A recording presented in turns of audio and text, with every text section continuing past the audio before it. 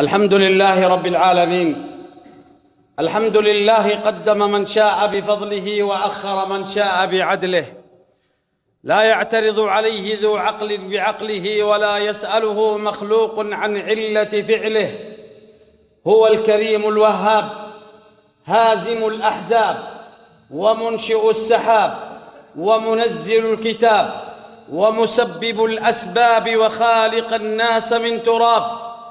من اهتدى به ما ضل، ومن اتقاه ما زل، ومن اعتز به ما ذل، ومن طلب غناه ما قل. له الكبرياء والجبروت عز وجل، تم كماله وحسن جماله وتقدس جلاله وكرمت أفعاله وأصابت أقواله. اطلع فستر، وعلم فغفر، وحلم بعد أن قدر، وذكر من ذكر، وزاد من شكر، وقسم ظهر كل من تجبر وكفر.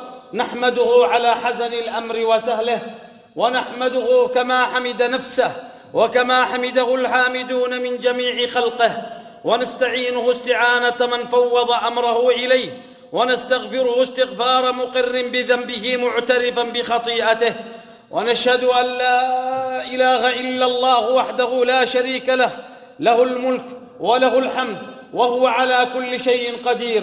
ونشهد أن محمدًا عبده ورسوله الذي ما ضل وما زل وما ذل وما مل وما غل وما كل، فما ضل لأن الحكمة ترعاه والله أيده وهداه، وما زل لأن الله غاديه وجبريل يكلمه ويناديه، وما ذل لأن العز رديفه والنصر حليفه، وما غل لأنه صاحب أمانة وصيانة وديانة، وما مل وما كل لأن له همة كريمة.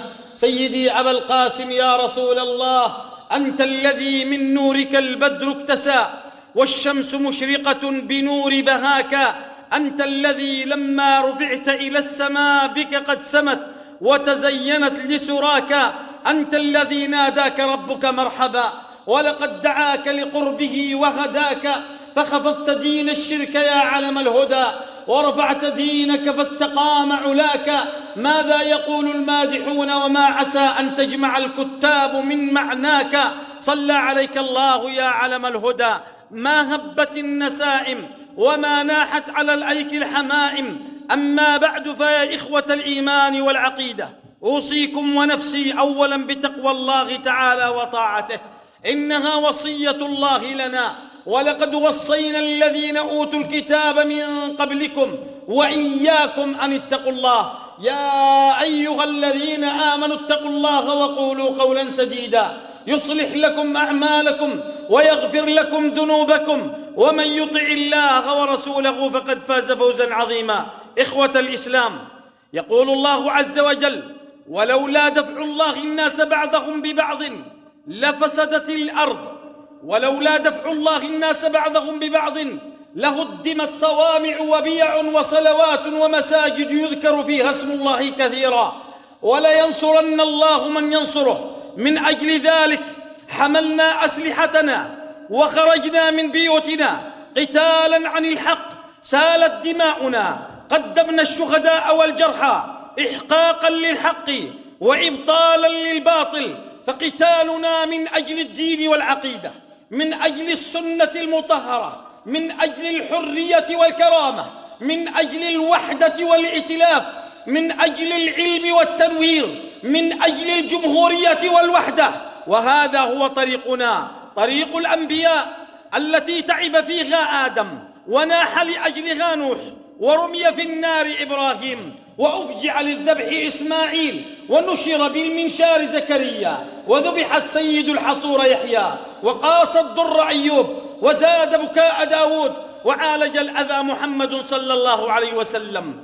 وطريق أعدائنا من الحوثيين هو طريق الجهل والهوان، يقاتلون من أجل أن يصبح الباطل حقا، والكرامة حولوها إلى هوان، فقد بدلوا للشعب بدل الحرية العبودية، وبدل العزة المذلة، وبدل المساواة العنصرية، وبدل العلم الجهل والتغرير، وبدل كتب العلم الملازم والطلاسم، وبدل العلماء السحرة والمشعوذين، وبدل القادة الأخيار المشرفين الأشرار. وهذا هو طريق الطغاة.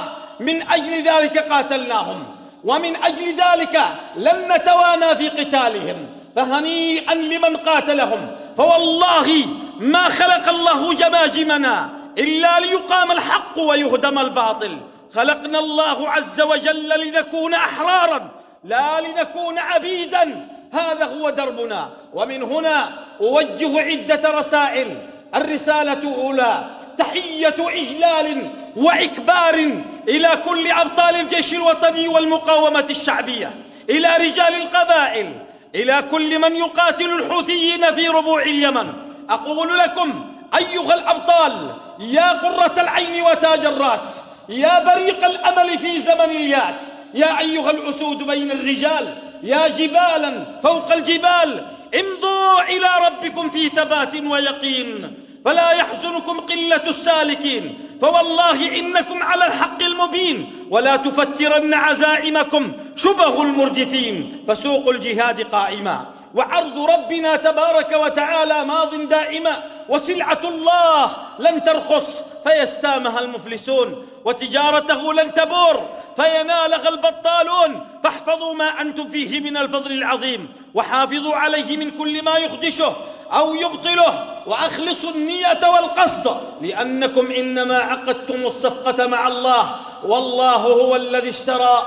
إن الله اشترى من المؤمنين أنفسهم وأموالهم بأن لهم الجنة، يقاتلون في سبيل الله فيقتلون ويقتلون، وعدا عليه حقا في التوراة والإنجيل والقرآن. ومن أوفى بعهده من الله فاستبشروا ببيعكم الذي بايعتم به، ذلك هو الفوز العظيم. فاحمدوا الله وزيدوا في جهادكم ورباطكم وإقدامكم، فغيركم أتلف روحه وأقصى أمنيته أن يصبح عبدا للكهنوت. شتان ما بيننا وبينهم ورب الكعبة، إن الفرق شاسع والبون كبير. شتان ما بين الثراء والثريا، شتان ما بين التراب والسحاب، شتان ما بين مدارج النمال ومسابح الأفلاك، شتان ما بين غاية وغاية وما بين طريق وطريق، وشتان ما بين قاعد ونافر، وشتان ما بين جبان وشجاع. الله الله، الإقدام الإقدام، الهجوم الهجوم، القتال القتال.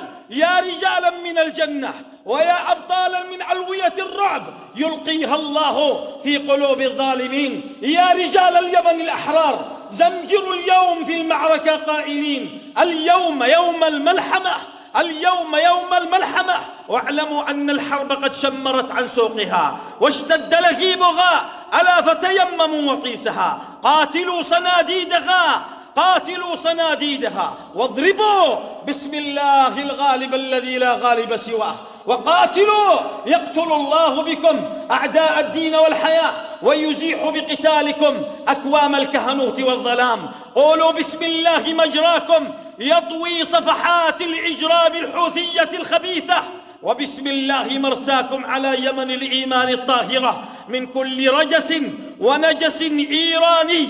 أيها الأبطال، أيها الرجال، توثبوا على قمم الجبال، واثبتوا على بطون الأودية وعلى الصحاري والرمال، ولكم من في السماء، واصمدوا ولكم من في السماء، واثبتوا ولكم من في السماء، دافعوا عن الأعراض ولكم من في السماء، احموا المستضعفين ولكم من في السماء، وانتصروا للمظلومين ولكم من في السماء. وإن تآمر عليكم الكل وخذلكم الجميع وكادكم الداخل والخارج، فأعرض عنهم وتوكل على الله، وكفى بالله وكيلا. وتذكروا قول الله: إن ينصركم الله فلا غالب لكم، وإن يخذلكم فمن ذا الذي ينصركم من بعده.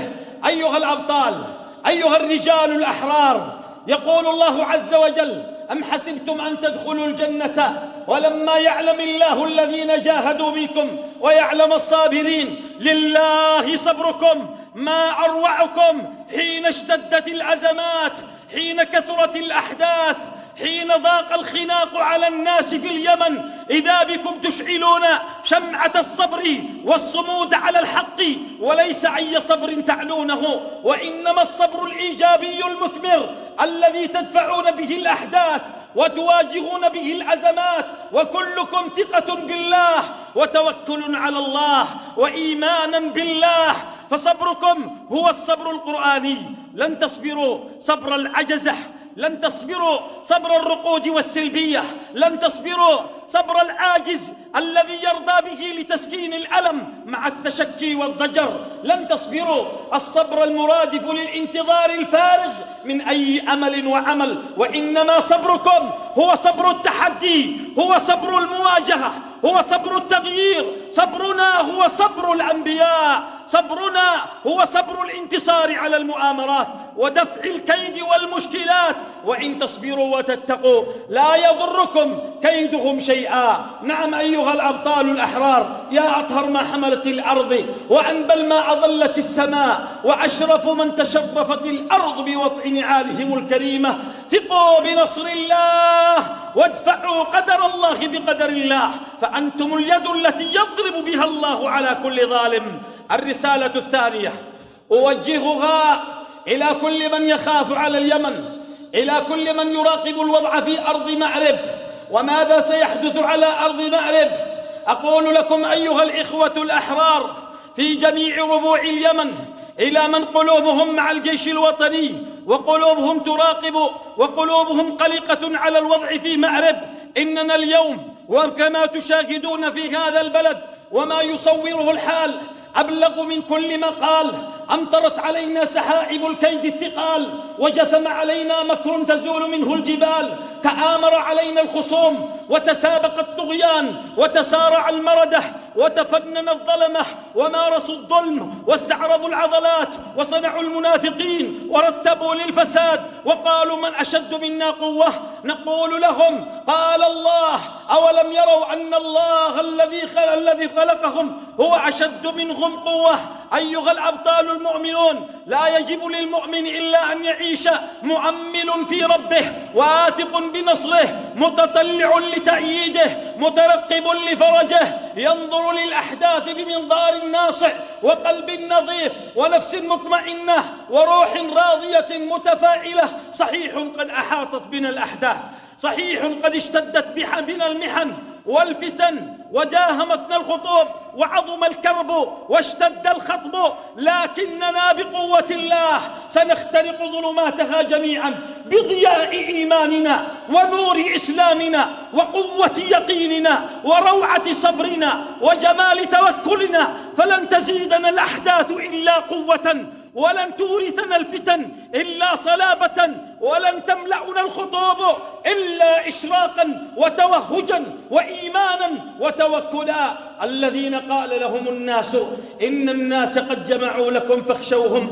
فزادهم إيمانا وقالوا حسبنا الله ونعم الوكيل، فانقلبوا بنعمة من الله وفضل لم يمسسهم سوء واتبعوا رضوان الله والله ذو الفضل العظيم. ثقوا أيها الإخوة، جنين النصر يصرخ في سني العج واليأس، دعوا الأحزان يا قومي على أبواب يؤاسي، وصوغوا البشر والتحيوا لياليكم بعيناس، قريبا تغسل الأرض التي خبثت بأنجاس، بشارات نتيه بها تحطم صخرة اليأس.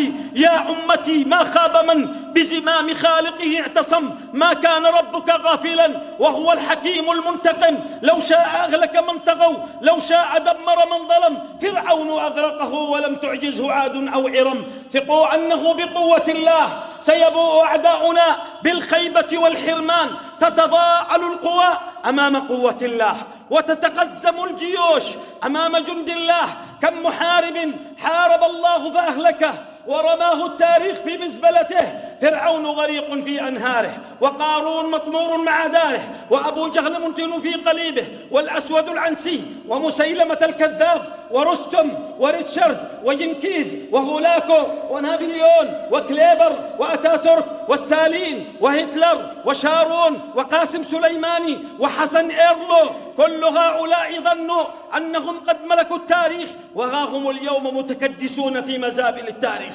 فسر في طريقك مستعليا وخل ضفادعهم تصطخب، فمن كان جذلان فليبتسم ومن كان غضبان فلينتحب. قل جاء الحق وزهق الباطل إن الباطل كان زهوقا. بإذن الله وبقوة الله سنصلي جمعة الانتصار في ميدان السبعين، وعندئذ يفرح المؤمنون بنصر الله ينصر من يشاء ويسألونك متى هو، قل عسى أن يكون قريبا.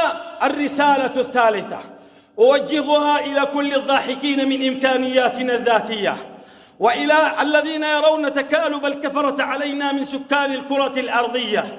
نقول لهم لقد نسيتم أن معنا الله، فنحن نقاتل لأجل الله ونعتصم بالله ونتوكل على الله، وبعد ذلك لنا إرادات لا تلين، ولنا عزائم لا تنكسر، ولنا صبر لا يضعف، ولنا ثبات لا يتزعزع، ولنا أمل بالله لا يخيب، ولنا بأس شديد، ولنا ضرب سديد، والله ذو العرش المجيد فعالا لما يريد. فيا شفاغ اليأس وأفواغ القنوط وأفئدة الإحباط وعبارات التشفي، نحن لا نقاتل للنصر بل نقاتل تحقيقا لأمر الله الذي قال قاتلوهم يعذبهم الله بأيديكم ويخزيهم وينصركم عليهم ويشفي صدور قوم مؤمنين. فإن أكرمنا الله بالنصر فذاك فضله، وإن منحنا الشهادة فذاك عطاؤه، هذا فضل الله.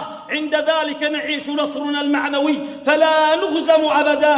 قلت ما سمعتم وأستغفر الله العظيم لي ولكم ولجميع المسلمين فاستغفروه.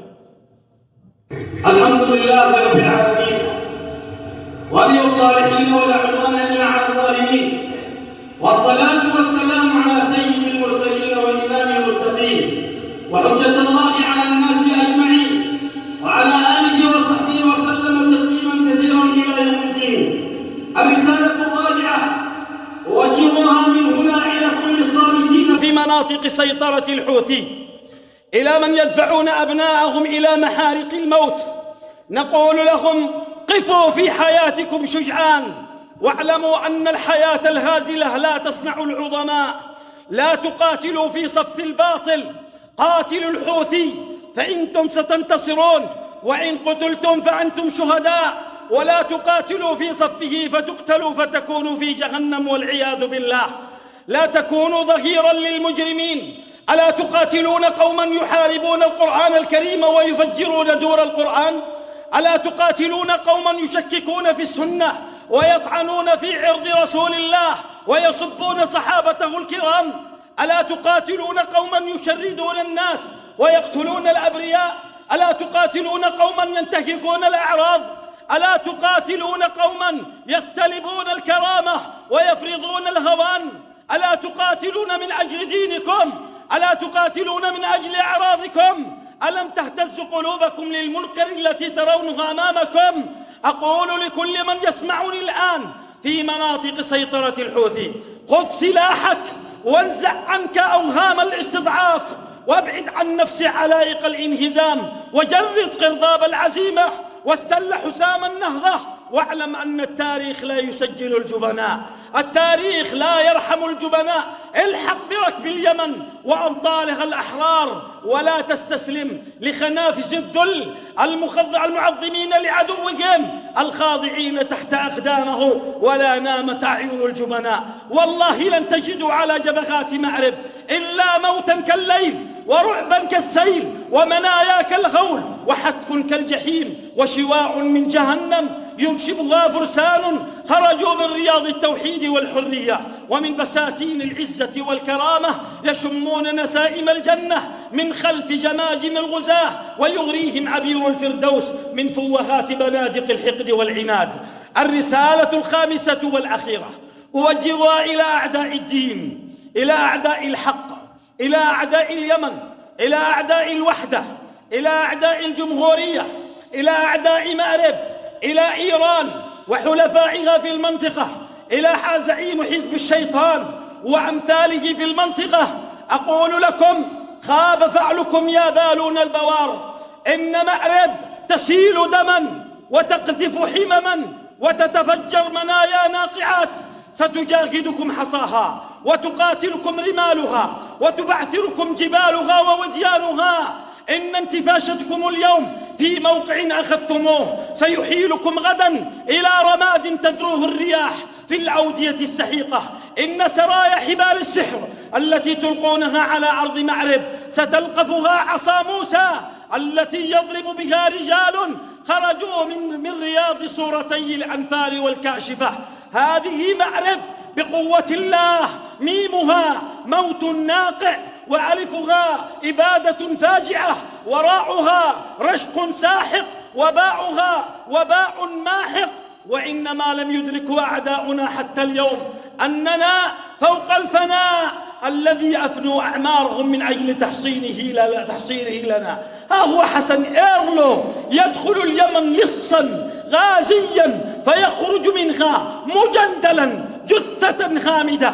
أرسلوا عدواتكم فنحن كفلاء بأن نعيدهم إليكم جنائز. هذه معرب وهنا جبهاتها وهنا أبطال اليمن، المفاوز فيها تعيد الغزاة جنائز، والفلوات تحولهم إلى رفات، والجبال تصيرهم إلى غبار، إلى كل من يتوقع منا استسلاما أو يرجو لنا خضوعا أو يتوقع منا انهزاما. لقد بلغ به الوهم مبلغه ومداه، والحد منتهاه، ويا لتعاسته وبلواه. إننا نولد حيث توهمتم عبادة الله، وننهض حيث ظننتم إسقاطنا، ونغلب حيث خلتم قهرنا. وكم أشبعتهم جبهات معرب تجربة وتعرفة، ولكنكم قوم لا يفقهون. فوالله ما الخوف يعرفنا، ولا الجبن نعرفه، ولا التردد داخلنا، ولا الذل ندخله، وما طالب النصر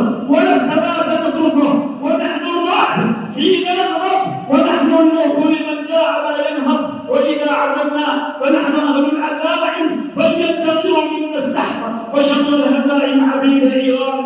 قابلتني في حمانا ضبية أتحب الشوق في عين صبية، قلت لا أعشق حسنا ظاهرا أو على الخب عيون النرجسية، إنما أعشق صدرا عامرا ينتظر الموت ويسهر بالمنية. أدركت سري وقالت ضبيتي أنت لا تعشق غير البندقية. نريد أن نرجع الدنيا بقبضتنا، أن يعبد الله لا أن يعبد الوثن. نريد أن ترجع الأمجاد دولتها أيام كنا يدا كالآب المحن، أيام إن عارضا صنعاء عارضة. صاحت دمشق وبغداد هنا اليمن، ونحن من نحن الشمس فوقهم، ونحن ما نحن العلم والعلم. كل الخرائط جزءا من خريطتنا، فكيف تعلو على عصياننا الجبن؟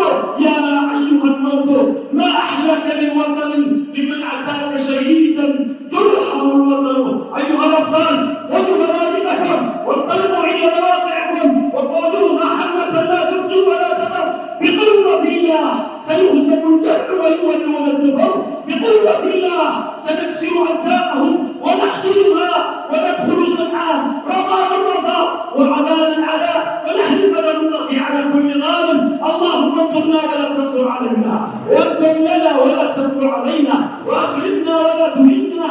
اللهم انصر الجيش الوطني والمقاومه وكل من يقاتل الحوثيين في كل مكان. سدد وجههم او عزائمهم، اربط على قلوبهم وانهم معينا ونصرا. ايدهم بتأييدك يا سميع الدعاء، يا كاشف الضر والبلاء. اللهم انزل علينا من الصبر والثبات اضعاف ما نزل بنا من البلاء. اللهم شاف جرحانا وتقبل شهداءنا واطلق اسرانا وفرج همومنا.